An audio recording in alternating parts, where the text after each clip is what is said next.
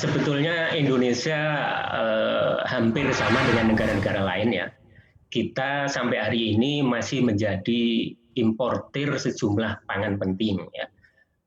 Bukan hanya beras, tapi juga ada gula, ada daging, ada susu, ada kedelai, ada jagung gitu ya.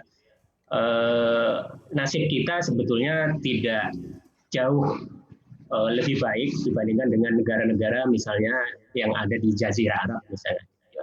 Pandemi membuat proses perdagangan, proses transportasi ya antar negara, antar wilayah itu terhambat karena karantina, karena lockdown dan seterusnya dan seterusnya. Dan seperti yang sudah diperkirakan FAO, sebetulnya sejak diperkirakan mulai April kemarin sebetulnya ya lockdown dan berbagai karantina itu akan membuat proses perdagangan dan pergerakan barang atau jasa itu terganggu. Dan kita sendiri sudah sempat mengalami salah satu yang contoh yang baik adalah gula ya, gula itu sejak awal tahun ini mulai Januari sudah kelihatan naik, Februari tinggi, bahkan sampai sekarang meskipun pemerintah sudah mengobral impor dalam jumlah besar gitu ya, itu harga masih cukup tinggi ya.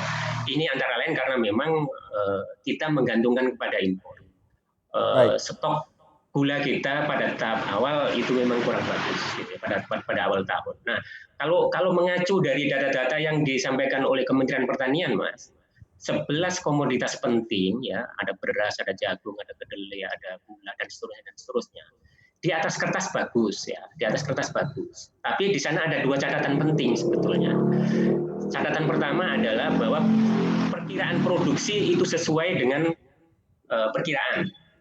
Nah, yang kedua, rencana impor itu datang sesuai dengan perkiraan juga. Nah, sementara kita tahu karena lockdown, karantina dan seterusnya itu kita tidak bisa sepenuhnya mengontrol hal yang ada di luar. Gitu.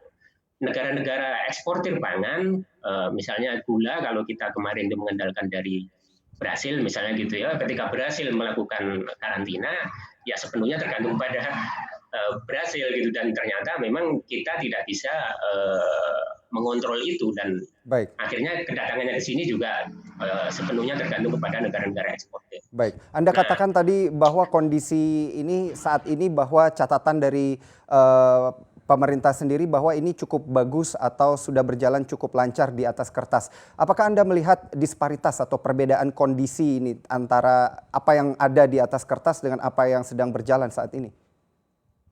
Ya, sebetulnya kalau mengacu di data-data yang disampaikan oleh Kementerian Pertanian, 11 komoditas itu relatif nggak ada masalah. Bahkan kalau saya ikuti proyeksi terakhir sampai Desember itu ada surplus, semuanya ada surplus gitu ya, semua ada surplus. Tapi lagi-lagi tergantung pada dua tadi. Nah, salah satu contoh yang menarik tadi kan gula gitu. Selain gula sebetulnya ada bawang putih. Ada bawang bombay juga gitu ya. Contoh gula itu sangat real dan sampai hari ini belum sepenuhnya bisa kita selesaikan.